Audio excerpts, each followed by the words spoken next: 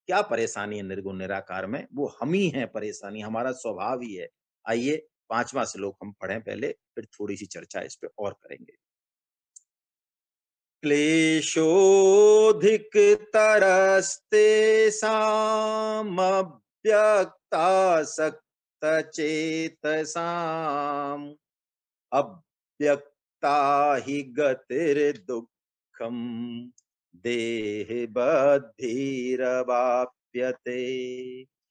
जो निर्गुण निराकार की उपासना करते हैं अर्जुन, उन साधन में परिश्रम विशेष है। क्यों है? कारण देखिए, क्योंकि देहाभिमानियों के द्वारा अव्यक्त विषयक गति जो है, बड़ी दुख पूर्वक, क्लेश पूर्वक प्राप्त की जाती है। ऐसा कह रहे हैं भगवान। क्यों कह रहे हैं ऐसा? अभी-अभी हमारी चर्चा हुई।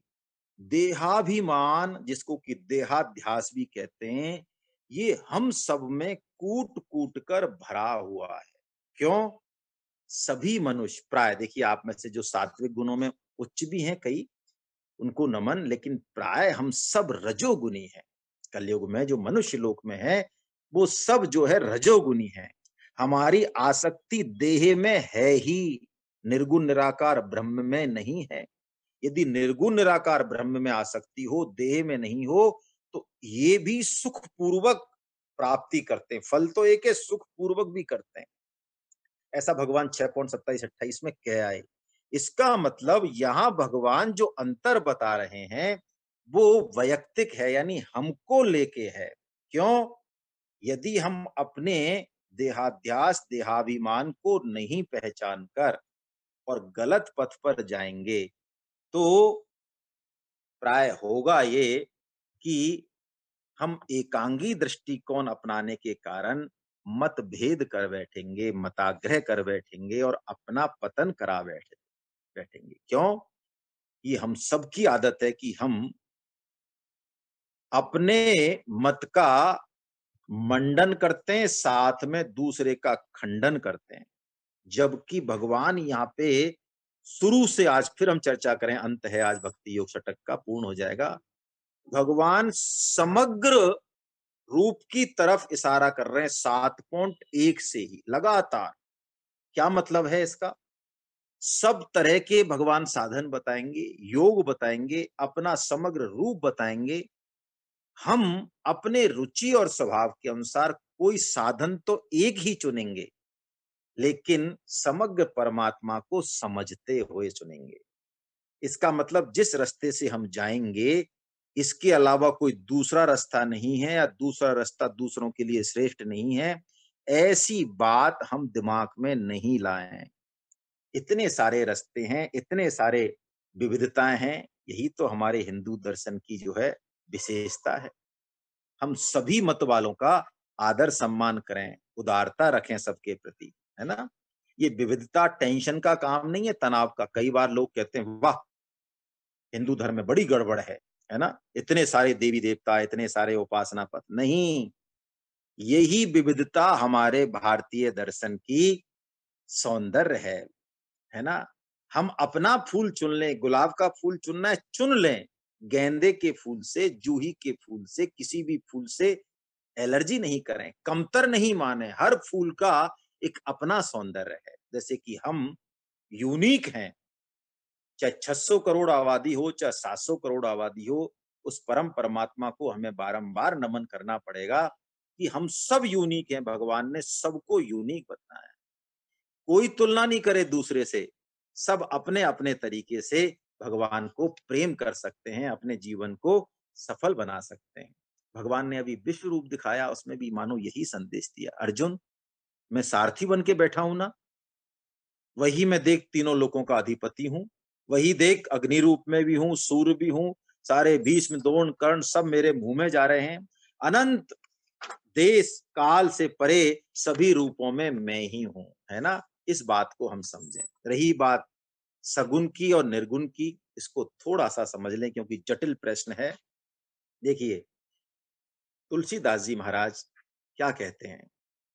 थोड़ा-सा समझें, फिर थोड़ी-सी चर्चा सगुण और निर्गुण पर और करेंगे। अगुन ही सगुन ही नहीं कछु भेदा, गावहीं मुनि पुराण, बुध वेदा। कोई भेद नहीं है। भगत ही ज्ञान ही, नहीं कछु भेदा, उभय हरहि भव संभव खेदा। भेद बता रहे हैं भगवान, श्रेष्ठता बता रहे हैं हमको लेके, हमको लेके। जैसे मैं एक सिंपल सा आपको उदाहरण दूं तो बात समझ में आएगी। चेक कभी आपने भरा हो, सगुन निर्गुण की सहायता नहीं लेता हो या निर्गुण सगुन की सहायता नहीं लियो, ऐसा नहीं मान लें। कर्म योग, भक्ति योग और ज्ञान योग की सहायता लेता है। ज्ञान भक्ति और कर्म की लेता है, भक्ति कर्म और ज्ञान की लेता है। मुख्यता से किसी एक योग को हम पकड़ते हैं, बाकी दो अपने आप आते हैं। सगुण से निर्गुण की यात्रा होती है और निर्गुण से सगुण की यात्रा होती है। ये साधन दो हैं, ये मिलके एक ही हो जाते हैं। एक लौकिक उदाहरण से समझें, हम बैंक में जाएं और चेक भरने की बात हो, 1 लाख का जो भी है, तो हम तो कहते हैं देखो भैया हम तो शब्दों में भरेंगे, बस हम तो सगुनिया हैं, हम अंकों में नहीं लिखेंगे। और निर्गुणिया महाराज कहते देखो हम 1 लाख लिख देंगे, एक के आगे जीरो लगा देंगे, ये 1 लाख रुपए ऐसे नहीं लिखेंगे हम। अरे आप दोनों लिखेंगे तो दोनों ही एक दूसरे को पुष्ट करेंगे, उस तत्व को और अधिक प्रकाशित करेंगे। हम अपना मताग्रह नहीं बनाए भगवान के प्रति कि वो सगुण है कि वो निर्गुण है। प्राय हम ये गलती करते हैं। निर्गुण कहते हैं अरे वो कोई कृष्ण और राम के रूप में थोड़ी है, वो तो परम ब्रह्म सच्चिदानंद घन है, वो तो निराकार है। और सगुन के और एक और सगुन वाले कहते हैं अरे वो काहे के निर्गुण निराकार है, वो तो भगवान श्री कृष्ण है। हम ऐसा आपस में मताग्रह करते हैं जैसा कि एक हाथी को 5 अंधे, मैं 5 का नाम ले रहा हूं क्योंकि इंद्रियां 5 ही हैं, ज्ञान इंद्रियां हमारी, इसमें संकेत है। 5 अंधे उस हाथी को कहते हैं, कोई कहता नहीं सूंड है, अरे नहीं सूप है, कान जैसा है, कोई कहता नहीं खम्ब है, कोई कहता नहीं पेट जैसा बड़ा। वो सब कहते हैं अरे मैं मानूंगा ही नहीं तेरी बात, तू जो कह रहा है बिल्कुल झूठ कह रहा है, मेरा तो अनुभव है। अरे वो हाथी से तो पूछ लो, यानी उस श्री कृष्ण से तो पूछ लो। वो कह रहे हैं वो हाथी रूपी श्री कृष्ण की मैं सब हूं, जैसी वो कहते हैं मैं सब हूं, हमारी बुद्धि फटने लगती है। अरे ऐसा कैसे हो सकता है भाई, सब है। वो कह रहे हैं सब हैं तो वो सब हैं। इस एकांगी दृष्टिकोण को तोड़ें हम, तब जाके समग्र की प्राप्ति होगी। कोई मताग्रह नहीं बनाए शुरू में, ये बहुत इंपॉर्टेंट है। देखो वैसे भी हमारे मन बुद्धि की अल्पज्ञता ही है। यदि हम चर्चा करें, मैं आपसे निवेदन करूं, बताइए शरीर सगुण है, शरीर साकार है कि निराकार है? चलिए जवाब दीजिए आप कहेंगे साकार है। नहीं, हजारों किलोमीटर दूर, लाखों किलोमीटर दूर जो सूर्य चंद्रमा ग्रह नक्षत्र हैं, वहां तक इस शरीर का मानसिक संवेग एनर्जी है। सब कुछ वहां से, ये इतनी जो दिख रहा है ये व्यष्टि नहीं है, ये पूरा समष्टि है, अंडे सो ब्रह्मांड है। रजवीर जिससे बना है ये, वो साकार है कि निराकार है? हर चीज साकार भी है, हर चीज निराकार भी है। लेकिन हम समग्र को पकड़ें, समग्रता में सगुण और निर्गुण दोनों हैं, लेकिन सगुण में निर्गुण समा जाता है। भगवान श्री कृष्ण जो कह रहे हैं वो हम उस बात को पकड़ें। गीता का जो सगुण साकार है वो भी एक देशीय नहीं है कि भगवान श्री कृष्ण का बस ये शरीर है, ये सारथी रूप में नहीं, वो सारथी रूप में भी है तो कण कण में भी है, वो विश्व रूप में भी है। जो एक देशीय को माने सगुण साकार में भी, प्राय हम ये गलती करते हैं सभी साधक, वो मूड ही है ना। तो भक्ति को भगवान शरणागत योग को, सगुण को श्रेष्ठ इसलिए भी बताते हैं कि देहाभिमान जिसमें कि मूल में अहंकार छुपा हुआ है, उसका इलाज बहुत आसानी से इसमें होता है। कैसे? देखो, जो अहंकार सबसे बड़ी बाधा है, जिस अहंकार के कारण हम फंसते हैं, यदि वही हमारा बेड़ा पार कर दे तो, अरे वाह बड़ी जोरदार बात हुई है। तो इसको कहते हैं ना, कौन सा ऐड आता है टीवी पे, रिश्ता वही सोच नहीं, ऐसा ऐड आता है ना कोई एक। तो परम श्रद्धेय स्वामी जी महाराज कहते हैं कि इस अहंकार का नामकरण संस्कार कर दो। क्या नामकरण संस्कार कर दें महाराज? बताइए आप। बहुत सरल बात। अहंकार तो जब तक रहेगा जब तक शरीर है। इस अहंकार का नामकरण संस्कार क्या कर दें? बस अस अभिमान जाई जन भोरे, मैं सेवक रघुपति पति मोरे। ये अहंकार ये अभिमान मेरा जाए नहीं प्रभु। कौन सा? कि मैं सेवक रघुपति। बस ये अहंकार यदि है तो कच्चा अहंकार संसार का कितना ही बना रहे वो कोई दिक्कत नहीं करेगा। तो लगाइए दोनों हाथ उठा के जो है ना, यही है असली बात। बस इस अहंकार का हम नामकरण संस्कार कर देते हैं आज। हे नाथ, हे नाथ, हे मेरे नाथ, हे नाथ, मैं केवल आपका हूँ। हे नाथ, हे नाथ, हे मेरे नाथ, आप कृपा करें, मैं आपको भूलूं नहीं। नारायण नारायण। इसीलिए भगवान कहते हैं श्रीमद् भागवतम में भी यही की यही बात कहते हैं, न साधयति माम योगो न सांख्यम धर्म उद्धवा न स्वाध्यायस्तपस्त्यागो यथा भक्तिर्ममोर्जिता। इसलिए ये जो योग है भक्ति योग रूपी शरणागति योग, वो कहते हैं अर्जुन ये मुझे सबसे ज्यादा श्रेष्ठ लगता है तेरे कारण, है ना। एक बात और, भक्त भगवान के छोटे बालक हैं। अब जवाब, माँ को कौन सा बालक ज्यादा प्रिय है? बड़ा या छोटा? कठिन प्रश्न है। लेकिन माँ कहती है मुझे छोटा बालक प्रिय। तो क्या बड़ा प्रिय नहीं है? बड़ा भी प्रिय है, उतना ही प्रिय है। लेकिन छोटा ज्यादा प्रिय क्यों है? इसमें माँ की विषमता नहीं है कुछ भी। यहाँ भी भगवान की विषमता नहीं है। मैं बारंबार इस पे हम चर्चा इतनी डिटेल इसलिए कर रहे हैं, थोड़ा सा सूक्ष्म है ये प्रश्न। माँ की विषमता नहीं है, छोटे की डिपेंडेंसी निर्भरता आश्रय माँ पर ज्यादा है। इस कारण माँ उसका ज्यादा टेक केयर करती है, ज्यादा प्रेम करती है। भक्त छोटा शिशु है, ज्ञानी बड़ा बालक है। भगवान यही कहते हैं, प मोरे प्रौढ़ तनय सम ज्ञानी,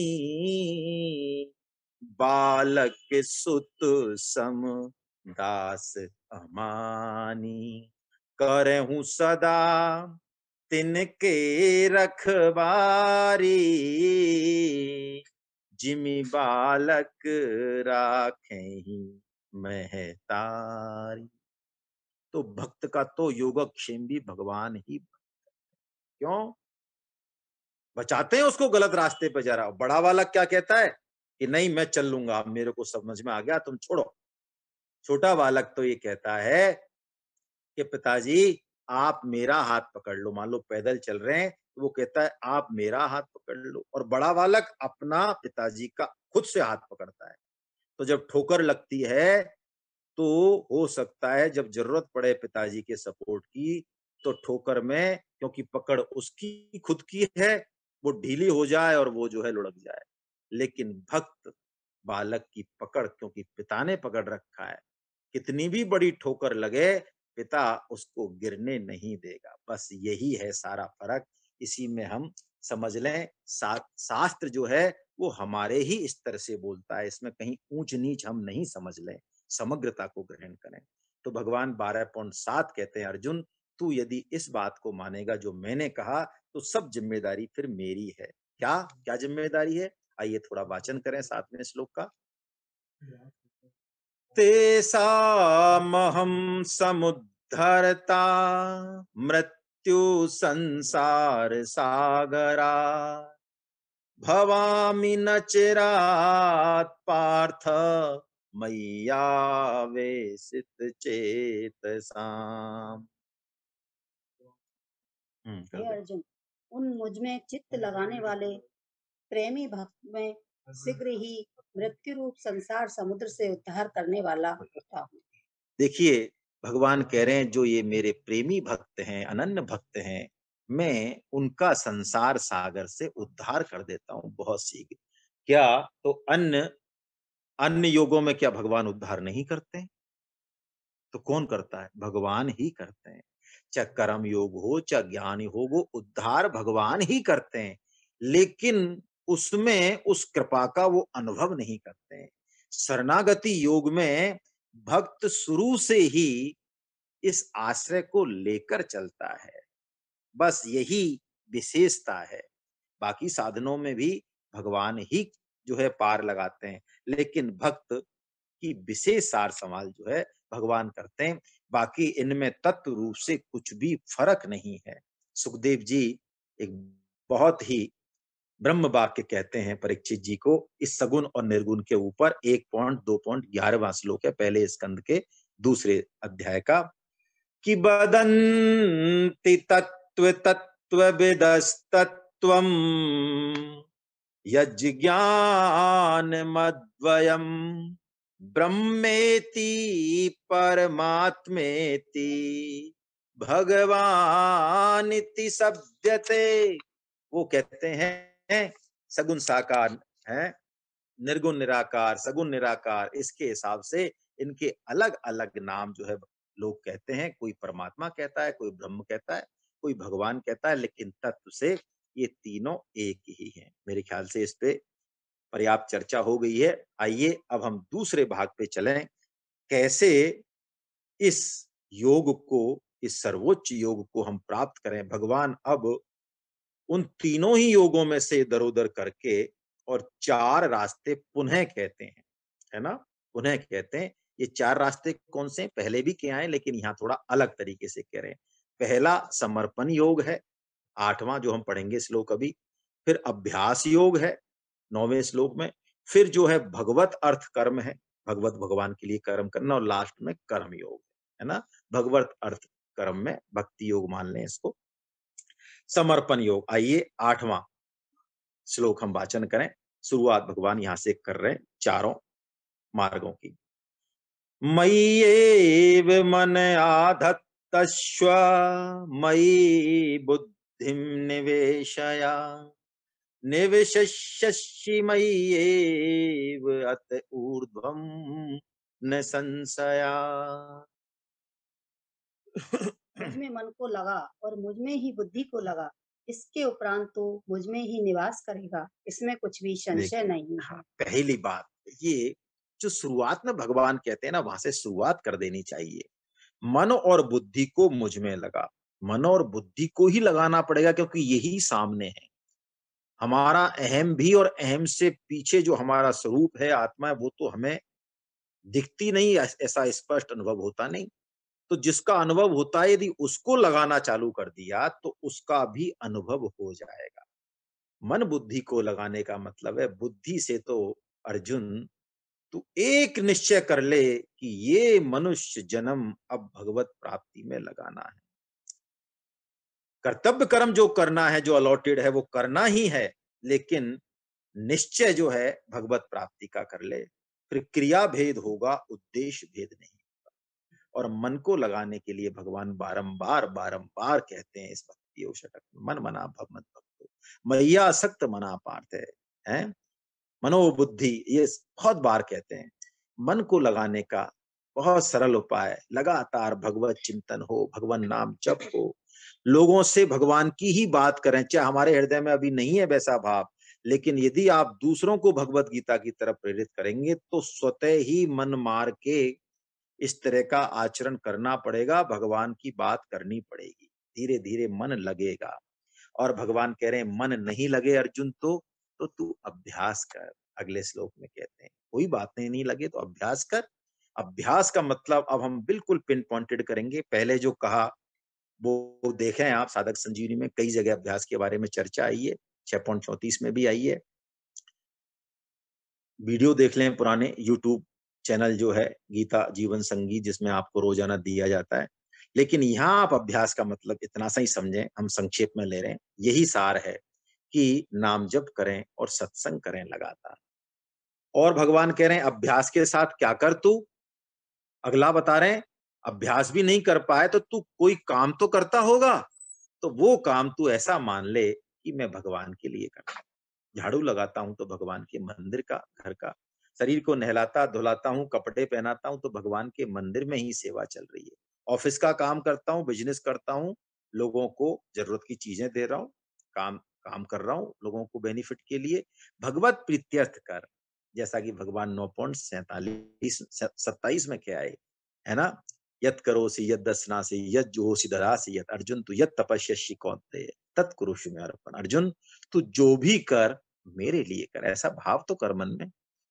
और चौथा कह रहे हैं भगवान, कोई कहे महाराज देखो मैं तो ये भी नहीं करूंगा, मैं तो नौकरी करूंगा तो सैलरी के लिए करूंगा, बिजनेस करूंगा तो प्रॉफिट के लिए करूंगा, खाना बनाऊंगा तो मैं खाऊंगा पहले। चलो, भगवान कह रहे हैं कोई बात नहीं, तू ऐसा ही कर, लेकिन तेरे को इतना तो समझ में आ जाना चाहिए अब तक, गीता का 12वां अध्याय आ गया अर्जुन, कि तू कर्म तो कर सकता है तेरे हिसाब से, लेकिन फल पे तेरा अधिकार नहीं है। फल देने वाला मैं हूं, समष्टि है। तो तू ऐसा कर, चल मत कर तीनों काम, तू जो काम करे कर, जो तेरा कर्तव्य कर्म तू कर, लेकिन तू फल पे तेरा अधिकार मत माने, तो भी काम हो जाएगा। और देखिए, ऐसा लग रहा है हमको इन चारों साधनों की तुलना करने पर कि चौथा जो साधन है वो शायद कनिष्ठ है, हल्का है, लेकिन नहीं, भगवान इनका कंपैरिजन कर रहे हैं। 12.12 में बड़ा प्यारा श्लोक है, और चौथे साधन को भगवान सर्वश्रेष्ठ बता रहे हैं इन चार में से। आइए पहले वाचन करें, फिर चर्चा करेंगे। श्रेयो हि ज्ञानमभ्यासा ज्ञानात् ध्यानं विशिष्यते, ध्यानात् कर्म फलस्त्यागः त्यागात् शान्तिरनन्तरम्। श्रेयो ही ज्ञानम अभ्यासा, भगवान कह रहे हैं कोरा अभ्यास करे, हैं समझे तो है नहीं कुछ, ज्ञान लगाए नहीं, बुद्धि लगाए नहीं, उसका महत्व समझे। जैसे हम कर्म कांड करते हैं, दुनिया भर के कर्म कांड हम करते हैं, तो उससे तो ऐसे थोथे अभ्यास से तो अर्जुन ज्ञान श्रेष्ठ है, क्योंकि ज्ञान से ही प्रगति होती है। बिना ज्ञान के हम कोई क्रिया करें मतलब नहीं है। लेकिन ज्ञानात् ध्यानात् विशिष्यते, ज्ञान से ध्यान श्रेष्ठ है। क्यों? ध्यान में उस परम पिता परमात्मा से साक्षात्कार होता है, ध्यान से उस ज्ञान की जो तत्व है वो संचित होता है। ज्ञान हो हम में खूब, वाचिक ज्ञानी हम हो जाएं, गीता भागवतम याद कर लें, खूब प्रवचन दे लें कर लें, लेकिन जो है प्रगत भगवान की तरफ चलने की बुद्धि नहीं, ध्यान नहीं, उनसे वार्ता करने की इच्छा नहीं, तो ऐसा ज्ञान भी फिर पतन करा देगा। और भगवान कहते हैं ध्यानात कर्म फल त्याग, लेकिन उस ध्यान से भी, ध्यान में तो नाक का नाक पिचकाने पड़ेंगे, कुछ आसन ढूंढना पड़ेगा, कुछ और भी पात्रता है वो सब पूरी करनी पड़ेंगी, लेकिन यानी ये सारे करण सापेक्ष साधन है। लेकिन ये चौथा जो मैंने बताया, क्या? कर्म फल त्यागी करण निरपेक्ष साधन है। करण निरपेक्ष मतलब नया कुछ नहीं करना है, जो कर रहे हैं अभी तक उसमें फल भगवान पे छोड़ दें। छोड़ने से फल नहीं मिलेगा ये बात भी नहीं है, फल के प्रति जो हमारी आसक्ति है उसको छोड़ दें, भगवान कह रहे हैं। क्यों? राग ही मूल बंधन है, राग से ही सुखासक्ति होती है। तो ऐसे यदि हम कर्म करेंगे तो धीरे धीरे धीरे धीरे हम निष्कामता को प्राप्त होने लग जाएंगे, निर्द्वंदता आ जाएगी, भगवत तत्व प्रकट होने लगेगा। इसलिए भगवान कह रहे हैं अर्जुन, ये ज्ञान जो है ना, ये ज्ञान से भी ध्यान श्रेष्ठ है, और ध्यान से भी ये कर्म फल त्याग श्रेष्ठ है। इसलिए तू कर्म मत छोड़, कर्म में जो आसक्ति है उसको छोड़ दे। फलासक्ति पर विशेष जोर है गीता का, त्याग पर, निष्कामता पर विशेष जोर है गीता का। हमने ये चीज पहले भी चर्चा में ली है कि भगवत गीता की जो जड़ है पूरी भगवत गीता की, वो गीता का जो मंतव्य है, वो गीता को यदि हम लगातार बोलें जल्दी जल्दी, तो उससे प्रकट हो जाता है। गीता गीता गीता गीता गीता गीता गीता गीता से बोले तो त्यागी की ध्वनि निकलती है। यानी गीता का मतलब ही है त्याग, निष्कामता, कर्तव्य कर्म छोड़ने की बात गीता किसी भी स्थिति में नहीं करती। यदि कर्म छोड़ दिया, कर्म छूट जाए वो अलग अलग बात है। घाव पर से समय आने पर पपड़ी पड़ जाए, वो निकल जाए, वो अलग बात है। बहुत सूक्ष्म बात है। छोड़ना नहीं है कर्म। हमारे थोड़ा-सा ज्ञान होते ही, थोड़ा-सा वैराग्य होते ही कर्म छोड़ने की पहले आती है। अरे! इस संसार में हमको पढ़ना ही नहीं है। इस ऑफिस में, बिज़नेस में हम तो भगवान का भजन करें। नहीं, ये आलस्य है, प्रमाद है, रणछोड़ दास वृत्ति है हमारी। हम जंगल भी चले जाएँगे, वहाँ भी कोई न कोई जो है बखेड़ा ही खड़ा करेंगे, है ना? हम भागना चाह रहे हैं वस्तुतः कर्म से। तुलसीदास जी भी स्पष्ट रूप से मना करते हैं। वो कहते हैं, ब्रह्म ज्ञान उपजो नहीं और कर्म दिए छिटकाए, तुलसी ऐसी आत्मा सहज नरक में जाए। इसलिए साधन कोई भी करें जो जचे, लक्ष्य तो निष्कामता ही है। लक्ष्य तो भगवत कृपा का अनुभव करना ही है। जिस साधन से भी हो जाए वही हमारे लिए सर्वश्रेष्ठ है। चूंकि हम रजोगुनी हैं, देहाभिमानी हैं, इसलिए भगवान रिकमेंड करते हैं कर्म योग को और सर्वश्रेष्ठ बताते हैं भक्ति योग को। आइए, इन चारों साधनों में से किसी से भी कोई यदि उस सर्वोच्च स्थिति को पहुंच जाए, यानी साधक से सिद्ध हो जाए, तो उसमें 39 लक्षण घटते हैं। उन लक्षणों के बारे में भगवान श्री कृष्ण अब चर्चा कर रहे हैं। हम 13वां और 14वां ही श्लोक लेंगे, देखते हैं आगे लेते हैं कि नहीं। और पहले लक्षण पे ही चर्चा करेंगे, क्योंकि ये जो लक्षण है वो समस्त 39 लक्षणों का राजा है। क्या मतलब राजा? कि यदि ये आ गया तो समस्त लक्षण घट जाते हैं, है ना? आइए हम वाचन करें 13वें और 14वें श्लोक का। अद्वेष्टा सर्वभूतानां मैत्रः करुण एव च, निर्ममो निरहङ्कारः समदुःख सुखः क्षमी, सन्तुष्टः सततं योगी यतात्मा दृढनिश्चया, मयि अर्पित मनो बुद्धिर् यो मद भक्त समे प्रिय। देखिए, भगवान यहाँ 5 प्रकरणों में 39 लक्षण बताएंगे। 15वें में भगवान कहते हैं, आप देखिएगा, अंतिम अंतिम चरण देखिएगा हर श्लोक का, नए साधक अवश्य देखें।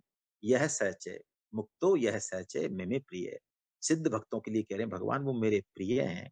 फिर कहेंगे भगवान 16वें और 17वें में, भक्ति मान्य समय प्रिय है। फिर भगवान कहेंगे अगले श्लोकों में, भक्ति मान में प्रियो नरा, यानी सिद्ध भक्तों को भगवान बारंबार बारंबार प्रिय कह रहे हैं, प्रिय कह रहे हैं।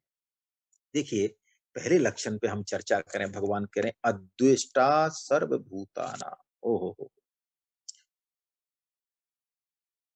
राग सुखासक्ति ही बंधन है, और राग है तो द्वेष है। हम, ऐसा हो सकता है, प्राय होता ही है, हम बहुत लोगों से प्रेम करने वाले हो सकते हैं, उनका भला करने वाले हो सकते हैं, बहुत लोगों से हो सकते हैं, लेकिन हम किसी से द्वेष ना करें, ये नहीं घटता हमारे अंदर। द्वेषी हमेशा मौजूद रहता ही है, चाहे हमारे संप्रदाय का हो, संप्रदाय से बाहर का हो, घर में हो, रिश्तेदार हो, दोस्त हो। हम हजार दोस्तों से प्रेम कर सकते हैं, हजार रिश्तेदारों से प्रेम कर सकते हैं, लेकिन कोई एक या दो ऐसे होंगे जिनसे हम द्वेष करना नहीं छोड़ते। गीता उल्टी बात करती है। आप कहेंगे उल्टी, हाँ उल्टी कह दें, सीधी कह लें, हमारे लिए उल्टी है। यही बात भगवान 11.55 में भी कहा, साधन पंचक में, आपको याद हो तो, निर्वैर सर्वभूतेषु। देखिए, शब्द वही है, बात वही है। या अद्वेष्टा सर्वभूता नाम कहा।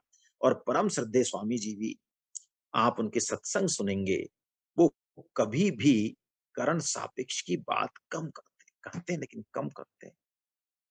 वो करण निरपेक्ष पे जोर देते हैं, और इसके पीछे बहुत बड़ा रहस्य छुपा हुआ है। करण सापेक्ष साधन में अहंकार पुष्ट होता है। आप बहुत लोगों को प्रेम करें, उनका भला करें, लेकिन ऐसा हो सकता है कि हमारा अहम इससे कम ना हो, बढ़े। ये बात गीता का तत्वज्ञ साधक तो समझ सकता है, परोपकारी नहीं समझ सकता। गीता कहती है आप 1000 2000 को प्रेम करना छोड़ दें। छोड़ दें? हाँ, छोड़ दो, कोई जरूरत नहीं है। क्या करें फिर महाराज? परोपकार करना छोड़ दें? छोड़ दो। क्या करें? जिससे आपका द्वेष है, घर में है तो बाहर, उससे द्वेष रहित हो जाएं। असली लड़ाई यही है। संसार को प्रेम उतने अंश में हम नहीं कर पाएंगे, भगवान को भी उतने अंश में हम प्रेम नहीं कर पाएंगे जितने हमारे द्वेषी हैं।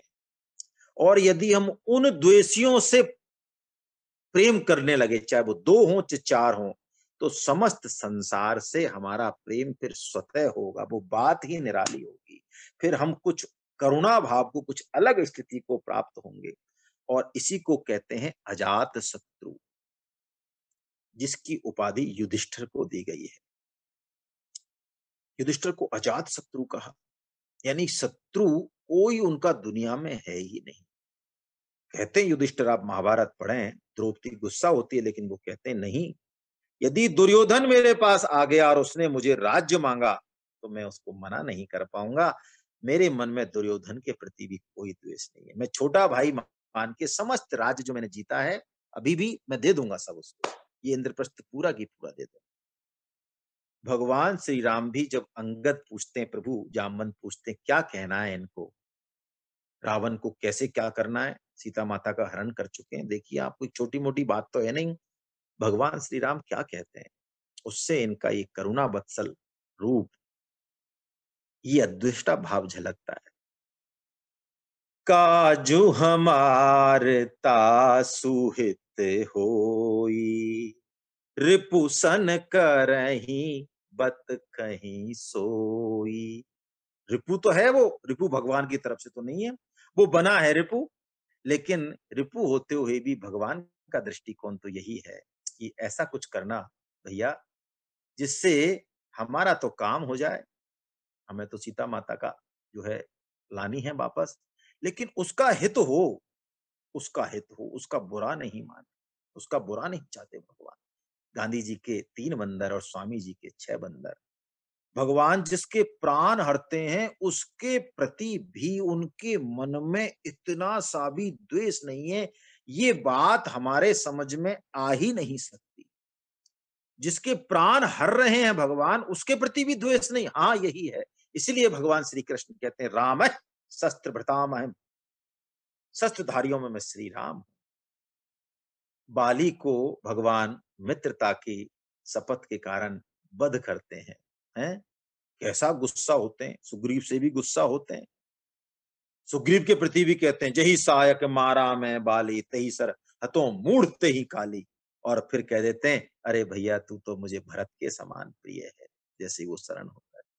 बाली को भी भगवान जो है गोद में उसका सर ले लेते हैं। और जब वो पूछता है, भगवान की शरण में आता है, तो भगवान मित्रता का बंधन भूल रहे हैं। शरणागत वत्सल भगवान के लिए सबसे ऊंची आन है। वो सिर पे हाथ फेरते हुए कहते हैं अचल करो तन राखे हूं प्राणा, बालिका सुनि कृपा निधान। वो कहते हैं मैं तुम्हारे प्राणों को अचल कर देता हूँ, तुम्हारी मृत्यु नहीं होगी, अचल कर देता हूँ हे बाली। ऐसा करुणा दिखाते हैं और बाली समझ जाते हैं प्रभु मुझे भरमाइए मत, आपकी गोद में मेरा सिर है, आपका कर मेरे सिर पर है। ऐसी मृत्यु तो बड़े बड़े ऋषि मुनि महर्षियों की मैंने नहीं सुनी, और फिर मुझे आप कह रहे हैं कि तू प्राण रख ले। जन्म जन्म मुनि जतन कराही, अंतराम कहिया बत नाही। अरे नाम, राम नाम का उच्चारण छोड़ो, साक्षात भगवान श्री राम की गोद में मेरा सर रखा हुआ। ऐसी मौत, ऐसा अंत समय, प्रभु आपकी पूर्ण कृपा जो है मेरे अंदर घट गई है। तो भगवान यही बात कहते हैं अद्वेष्टा सर्वभूताना। बस हम इस पे ही चर्चा करेंगे, है ना। बाकी तो और भी अच्छे-अच्छे श्लोक हैं, है ना? किसी पे चर्चा करनी हो तो हम कर लें भले ही एक पे। समय शत्रौ च मित्रे च तथा मानापमानयोः 18वां शीतोष्ण सुख दुःखेषु समय संग विवर्जिता। समता की बात हो रही है यहाँ पे। शत्रु में और मित्र में, मान में और अपमान में, अनुकूल और प्रतिकूल परिस्थिति में, सुख में और दुःख में, हैं? जो आसक्ति रहित है, हैं? तुल्य निंदा स्तुतिर्मौनि, निंदा में, स्तुति में, संतुष्टो येन केनचित्, जो आत्म रूप से प्रसन्न है भगवान के भजन में, भगवान के आनंद में, अनिकेत जहां रह रहा है वहां भी उसकी कोई ममता नहीं है। उस घर में चाहे निकाल लिया जाए, चाहे कोई झोपड़ी मिल जाए, स्थिर मतिर भक्ति मान्य प्रियो नरा। हे अर्जुन, ऐसा भक्ति सिद्ध भक्त मुझे बहुत प्रिय है, बहुत प्रिय है। ऐसा करके भगवान 39 लक्षण कहते हैं। लेकिन अब असली बात, सिद्ध भक्त देखिए, भगवान की कृपा बहुत विशेष है, बहुत विशेष है। इस चीज को अब इस अध्याय का अंतिम श्लोक और वो उत्तान है, मानो हम सब इसको ही पकड़ें, इसको ही पकड़ें। सुधीर जी सुन रहे हो तो मुझे वो एक बहुत अच्छा दोहा बोलते हैं, हाँ, कि हाँ, तुलसी भजो, वो क्या कहते हैं, भगवान राम का जो है, जो राज है वो ऐसा है, ऊट पटांग है, मतलब उनका न्याय ऊट पटांग है। तुलसी भजो निसंक, ये सेकंड चरण है। रीझे देते खीजे देते परम पद और रीझे देते लंग। हाँ, अंधाधुंध, अंधाधुंध सरकार है, तुलसी भजो निसंक। देखिए क्या दुआ है, सुधीर जी बहुत बोलते हैं इसको, मुझे भूल जाता हूं मैं। अंधाधुंध सरकार है, तुलसी भजो निसंक, और खीजे देते परम पद और रीझे देते लंग।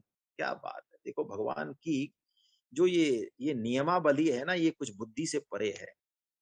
यानी भगवान जब खींच रहे हैं, गुस्सा हो रहे हैं एक तरीके से, यानी गुस्सा किससे होंगे, गुस्सा मतलब जो अभक्त हैं, जो दुष्ट हैं, जो दुराचारी हैं, उनसे ही तो खींचेंगे। तो उनको तो भगवान वो लोग दे देते हैं जो ऋषि मुनियों को नहीं मिलता, वो लोग दे देते हैं उनको, तो बिना मांगे, उनको पता भी उनको चाहिए भी नहीं, दे देते हैं। और जो भगवान के भक्त हैं, जो आ रहे हैं हाथ जोड़ के उनके पास, रीझ रहे हैं भगवान उनसे, वाह, उनको जो है भगवान संसार में फंसा देते हैं कि तू तो लंका का राज्य कर। विभीषण को तो भगवान लंका का राज्य दे देते हैं। विभीषण तो कहते हैं मैं तो आपकी शरणागत हूँ, कि तुम तो भैया लंका का राज्य करो अब, है ना। और रावण कहता है मैं तो झुकू ही नहीं, और मैं तो ये करूं और सबको मार दूंगा, और तुम काय के तपस्वी, और फलाना सीता जी को हरलाया। भगवान उसको परम पद दे देते हैं। अंधाधुंध सरकार है, क्या करें। तो स्वामी जी कहते हैं इस पोल का लाभ उठा ले अपने तो। भगवान के यहाँ बहुत पोल है, हमारी पार भी इसलिए ही पड़ेगी, हमारे साधन से थोड़ी पड़ेगी। भगवान के यहाँ पोलम पोल मामला है। और ये संत जो है, भगवान नहीं बताते हैं इस पोल को, ये संत कहते हैं, हालांकि मुझे कहना नहीं चाहिए लेकिन मेरे मन का भाव बन रहा है। ऐसा किताब में तो नहीं मिलेगा, लेकिन सुना है मैंने कई शुद्ध भक्तों के वहां से, कि स्वामी जी, परम श्रद्धेय स्वामी जी महाराज जैसे शुद्ध भक्त और भी बहुत हैं, उनका मुंह पकड़ लेते हैं भगवान। ये बात मुझे तो झूठी बिल्कुल नहीं लगती, मुझे तो विश्वास है इस पर। क्यों पकड़ लेते हैं? वो पकड़ लेते हैं उनका मुंह, कि तुम मेरी बिल्कुल ही पोल खोल दोगे क्या, सबको ही पहुंचाओगे कैसे ऊपर वहां। अरे, तो ऐसे स्वामी जी महाराज कहते हैं जब जा रहे थे तो चटपटी लग रही थी उनकी, बहुत ज्यादा चटपटी, बहुत ज्यादा। और उन्होंने कहा कि ऐसी कोई हमारे युक्ति हाथ आई है कि कोई पात्र पात्र हम सब जैसे सब पहुंच जाए वहां भगवान के यहाँ, लेकिन ऐसी युक्ति हम कह नहीं पा रहे हैं, शब्दों में नहीं कह पा रहे हैं। ऐसे अंदर तो घट गई है, युक्ति तो बहुत बता दी उन्होंने, अभी भी जो युक्ति बताई है वो कम नहीं है, लेकिन भगवान जो है मुंह पकड़ लेते हैं ऐसे संतों का। भगवान कहते हैं तू मेरी सारी पोल ही खोलता है। देखो क्या पोल है, स्वामी जी बता रहे हैं, सिद्ध भक्त जिनमें ये 39 लक्षण घट गए, इनमें से एक एक लक्षण को जरा समझें तो पता चलेगा कितने बड़े लक्षण हैं। उनको तो भगवान कहते हैं वो मेरे प्रिय हैं, वो मेरे प्रिय हैं, वो मेरे प्रिय हैं। और हमारे जैसे हैं, साधक, साधक भी कहना वैसे तो अपने आप में बहुत बड़ी बात होगी, लेकिन चलो पोल है इसलिए कह देते हैं, वैसे तो साधक की श्रेणी में भी हम नहीं है। क्या कह रहे हैं भगवान उसके लिए, साधक भक्त के लिए? देखिए आप कैसी कृपा है, दिल द्रवित हो जाना चाहिए हमारा। आइए 20वां श्लोक हम पढ़े, अंतिम श्लोक। कृपा का बादल फट रहा है इस श्लोक में। ये तु धर्ममृतामिदं यथोक्तं पर्युपासते श्रद्धाना मत्परमा भक्तास्ते तीव मे प्रिया। ये तु धर्मामृतम मिदम्। परंतु जो श्रद्धा युक्त पुरुष मेरे परायण होकर इस ऊपर कहे हुए धर्म में अमृत को निष्काम प्रेम भाव से सेवन करते हैं, वे भक्त मुझको अतिशय प्रिय हैं। हाँ हाँ हाँ, देखिए क्या पोल है भगवान की। साधक भक्त जो अभी कुछ न कुछ नाटक कंपनी हमने चालू कर दी, माला भी ले ली, गीता भी पढ़ ली, कुछ छोटा मोटा डायलॉग भी मार रहे हैं, अहंकार भी पीछे है, अभी तो बंदर की तरह जो है उछल कूद चल रही है, तो भगवान कहते हैं वो मुझे अत्यंत प्रिय हैं। वाह, सिद्ध भक्त जो भगवान के तत्व को हृदय में प्रकट करके बैठे हैं वो तो प्रिय हैं, और जो उनकी तरफ चलने का प्रयास कर रहे हैं, नौटंकी कर रहे हैं, उनको जो है कह रहे हैं वो मेरे को अत्यंत प्रिय हैं। वाह, क्या बात है, क्या बात है। तुलसीदास जी भी यही बात कहते हैं। पुनि पुनि सत्य कहूँ तोहे पाही, मोहि सेवक सम प्रिय को नाही। सेवक के समान कोई प्रिय नहीं है। अच्छा, तो सेवक कौन? सोई सेवक प्रियतम मम सोई, मम अनुशासन माने जोई। जो मेरी बात माने भैया। अच्छा, स्वामी जी कहते हैं एक पिता के 4 बेटा हैं। एक तो यूएसए पहुंच गया, 2-3 लाख डॉलर कमा रहा है, बहुत अच्छी बात है, भेज भी रहा है। एक कनाडा पहुंच गया, एक पीएचडी होल्डर है, यूनिवर्सिटी में एक अफसर है, बहुत तगड़ा। और एक वैसे ही है, काम चलाओ, यूं ही है बस, इतने से बित्ते को ज्यादा पढ़ा लिखा। लेकिन पिता के पेट में दर्द तो पेट है ना, पैर में दर्द तो कोई सामान उठाना तो दुकान से लाना तो पिता कह दे वो काम चट कर दे वो, है ना। पिता के ऊपर आश्रित, पिता की बात मानता है, गलत सही कुछ भी बोले। तनय मातु पितु तोषण हारा, दुर्लभ जननी सकल संसारा। भगवान कहते हैं वो पुत्र उस पिता का सबसे प्यारा है, जब बदले में कुछ दे नहीं रहा है। क्यों? मम अनुशासन माने जो ही। देखिए साधकों को भगवान अत्यंत प्रिय बता रहे हैं, लेकिन एक शर्त है इसमें। इस शर्त पे थोड़ा सा हम ध्यान दें भाई, है ना। भक्ति योग का ये अंतिम श्लोक है, उत्तान है मानो। क्या कह रहे हैं? ये तू कहते ही पहले तो सिद्ध भक्तों के प्रकरण से अलग कर दिया ये प्रकरण। धर्म्यामृतम, ये जो मैं कह रहा हूं यही धर्म रूपी अमृत है। बड़े बड़े शास्त्रों के चक्कर में मत पड़, उनका मैंने दूध निकाल लिया, मानो सार निकाल लिया, है ना। गाय के तो बहुत अंग हैं, शास्त्र के तो बहुत अंग हैं। गाय का तो मुंह भी है और पूंछ भी है, लेकिन थन थन में जो अमृत बस रहा है मैं तेरे को बता रहा हूं। क्या?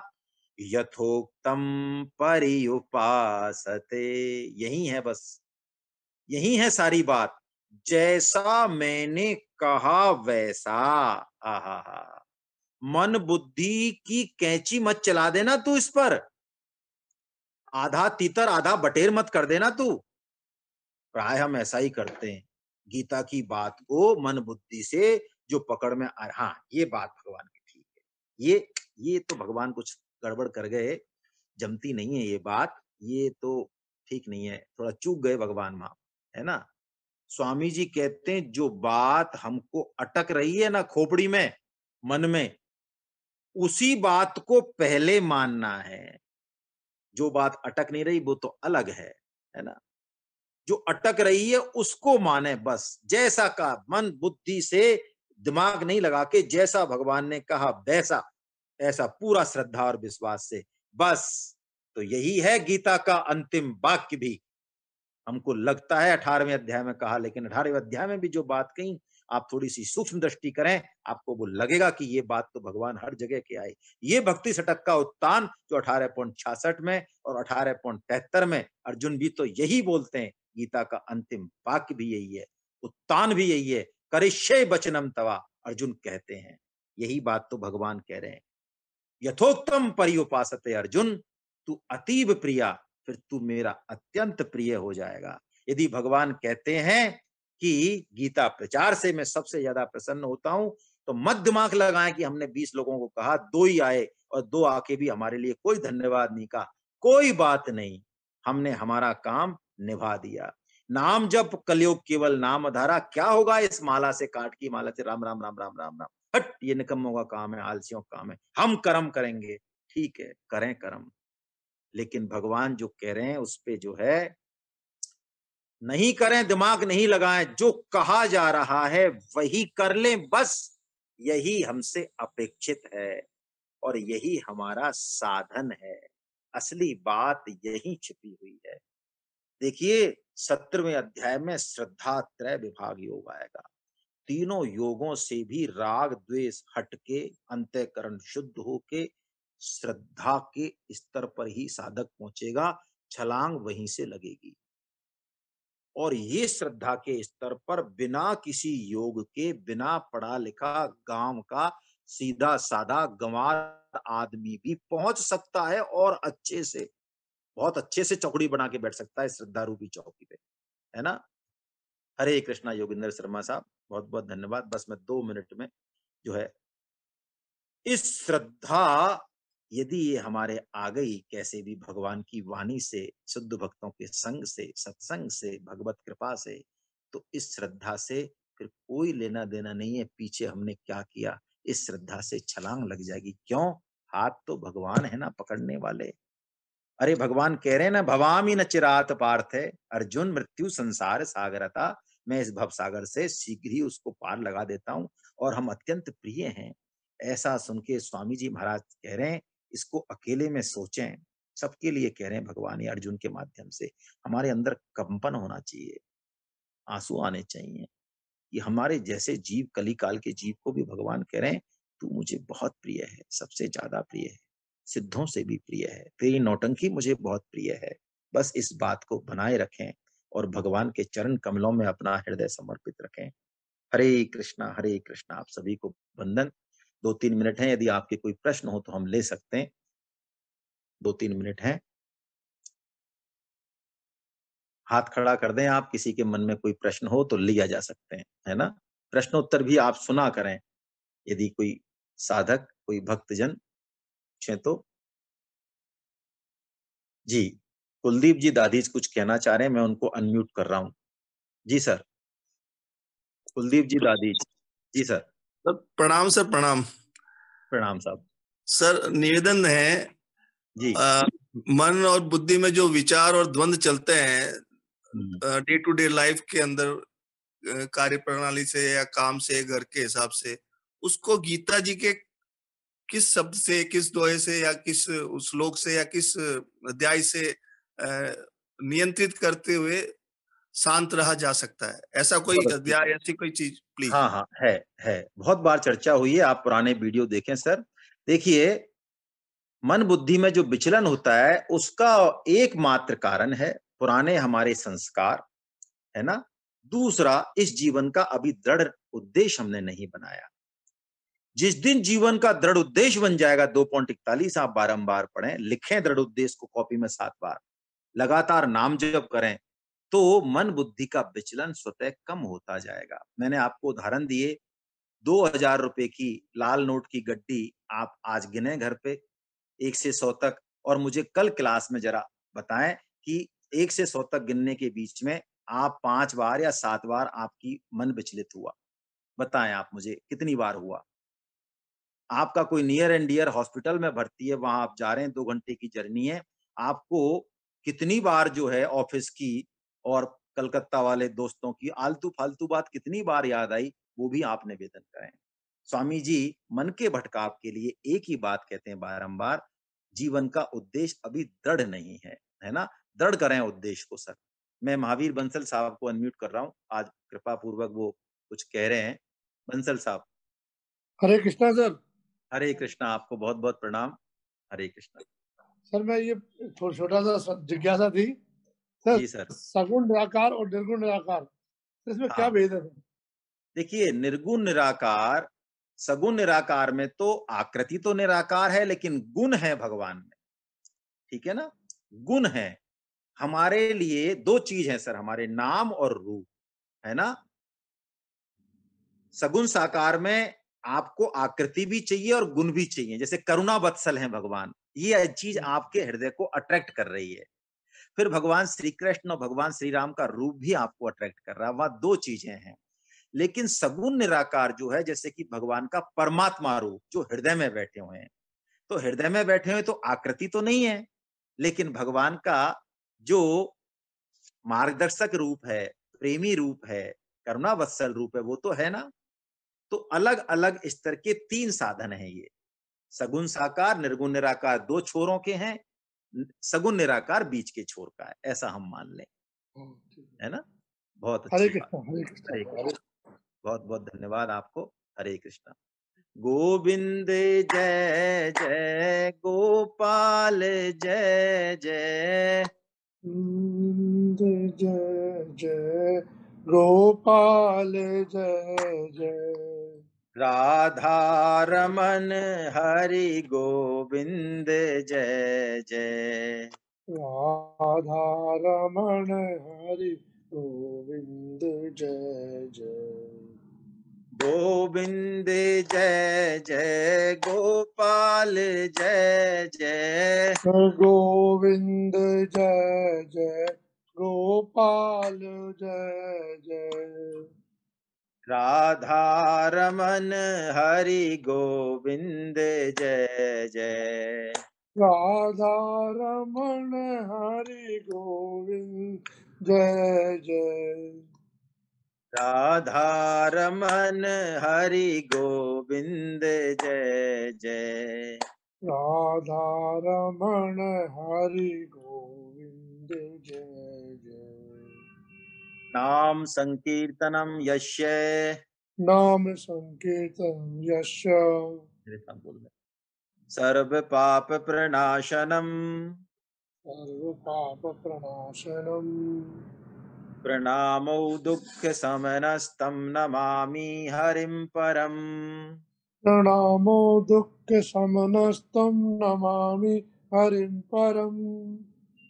बोलो वृंदावन बिहारी लाल की, जय बोलो बांके बिहारी लाल की, की बोलो जय राधा गोविंद सरकार, की बोलो जय, आज के आनंद आनंद की। है।